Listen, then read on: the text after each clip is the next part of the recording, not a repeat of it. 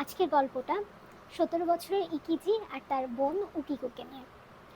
17 বছরের ইকিজি একদিন বাজারে ঘুরতে ঘুরতে একটা পুতুল পেল।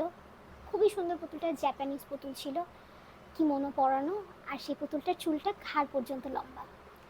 পুতুলটা সে উকিকুকে গিফট করলো। উকিকুর পুতুলটা ভীষণ পছন্দ হলো। সারাদিন সে পুতুলটাকে নিয়ে সে খেলতো, পুতুলটাকে খাওয়াতো, ঘুম পাড়াতো।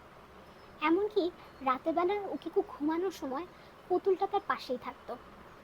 এভাবে দিন যেতে লাগলো। এমন করে 1 বছর 2 বছর কেটে গেল। 2 বছরের মাথায় জাপানে ম্যালেরিয়ার প্রকোপ অনেক বেশি বেড়ে গেছে।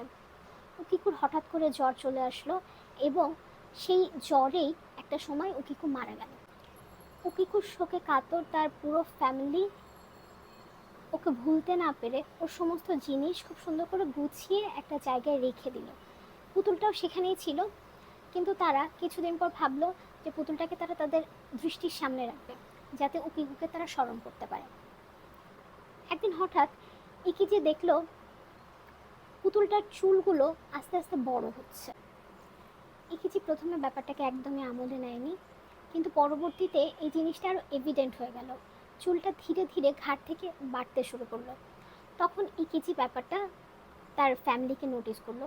তার ফ্যামিলি সবাই প্রথমে ভাবছিল যে না, ও হয়তো বোনের শোকে এমন করে বলছে, কিন্তু পরবর্তীতে তারাও দেখলো যে পুতুলের চুলটা বাড়তে বাড়তে ঘাড় থেকে নেমে পেট পর্যন্ত চলে এসেছে। তখন তাদের কাছে মনে হলো উকিকুর আত্মা কোনোভাবে পুতুলটার সাথে জড়িয়ে তাদের সাথে থেকে যেতে চাইছে। এভাবেই 1 বছর 2 বছর 3 বছর করে 20টা বছর কেটে গেল।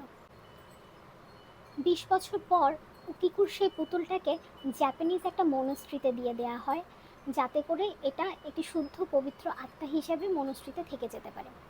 মনস্ট্রির এখন যারা তত্ত্বাবধানে রয়েছেন তারা সবাই এই কথাটা জানেন এবং স্বীকার করেন যে উকিকুয়ের পুতুলের সেই চুল এখনও লম্বা হয় এবং প্রতি বছরই তার চুলগুলোকে ট্রিম করে দিতে হয়।